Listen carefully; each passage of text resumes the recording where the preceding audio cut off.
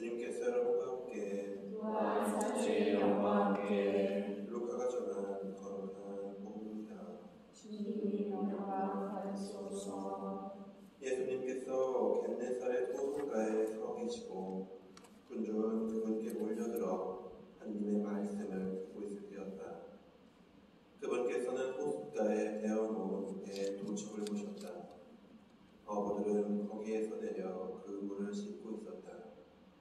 예수님께서는 그 두 배 가운데 시몬의 배에 오르시어 그에게 못에서 조금 저어나 달라고 부탁하신 다음 그 배에 앉으시어 군중을 가르치셨다. 예수님께서 말씀을 마치시고 나서 시몬에게 이르셨다.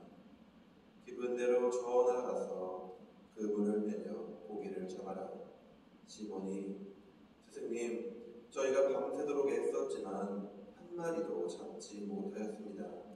그러나 스승님의 말씀대로 제가 그 물을 내리겠습니다. 하고 대답하였다. 그렇게 하자 그들은 그 물이 찢어질 만큼 매우 많은 물고기를 잡게 되었다.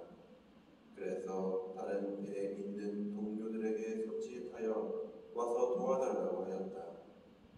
동료들이 와서 고기를 두 배에 가득 채우니 배가 가라앉은 지경이 되었다. 시몬 베드로가 그것을 보고 예수님의 무릎 앞에 엎드려 말하였다. 주님, 저에게서 떠나주십시오. 저는 죄 많은 사람입니다. 사실 베드로도 그와 함께 있던 이들도 모두 자기들이 잡은 그 많은 고기를 보고 몹시 놀랐던 것이다. 시몬의 동업자인 제베데오의 두 아들 야고보와 요한도 그러하였다.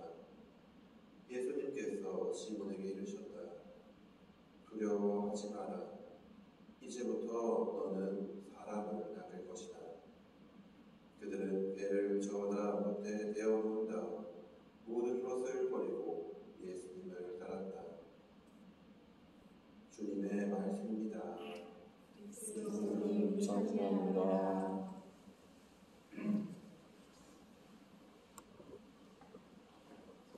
제가 무슨 언어를 할까 고민을 하는데 하나님이 계시를 주셨어요.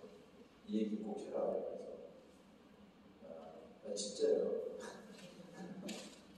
그렇게 고롭게 보이지 않나요? 제가 제 얘기를 들은 분도 계시긴 한데 제 어머니가 저를 뵐 때 태몽을 보셨답니다. 태몽을 보고 나서 그거를 제가 신부가 될 때까지 얘기를 안 해주시다가 신부가 되고 나서 열흘째 되는 날, 선포받고 열흘째 되는 날 내일 첫 본당으로 보좌로 이동을 해야 되는 그 전날 밤에 태몽 얘기를 해주시더라고요. 내가 네 태몽을 보고서 정말 한 자리 할 줄 알았다. 근데 태몽이 뭐였었냐면요.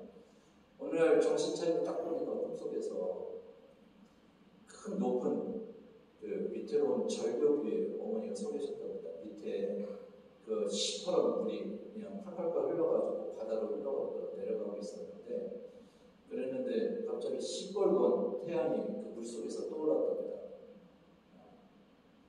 그래가지고 한 자리 할 줄 아셨대요.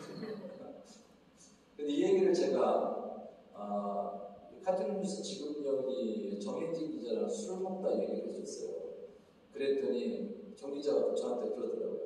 이제 알았다 이러면서 신부님이 왜 태양과 에너지 협동작으로 활동을 하는지 이제 알았다 이런 얘기를 해주더라고요. 그래서 저는 그 어머니가 친구가 됐을 때 태몽을 얘기를 했을 때 내가 왜 세상에 태어나는지 이해할 수 없었는데 그런데 술자석에서 정 기자가 한 얘기를 듣고 보니까 나도 다 쓸모가 있어서 세상에 왔나 보다 이런 생각이 들었던 적이 있어요.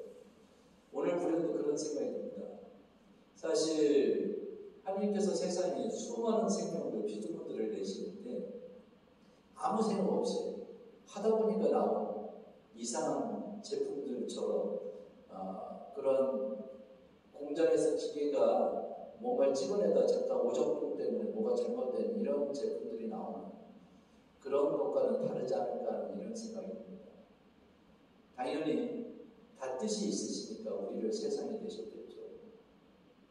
그래서 드는 생각이 제발 내가 하나님 앞에 서게 되는 그 어떤 순간이 오게 되었을 때 내 삶을 하나님과 돌아볼 때 부디 하나님께서 원래 의도하셨던 곳에서 너무 멀리 가 있는 엉뚱한 삶이 아니기를 바란다라는 이런 생각이 들었습니다. 오늘 복음에서 우리가 잘 알고 있는 이야기가 전해지죠. 이제 첫 제자들이 베드로 사도를 포함한 이 어부들이 예수님께 제자로 부르심을 받습니다.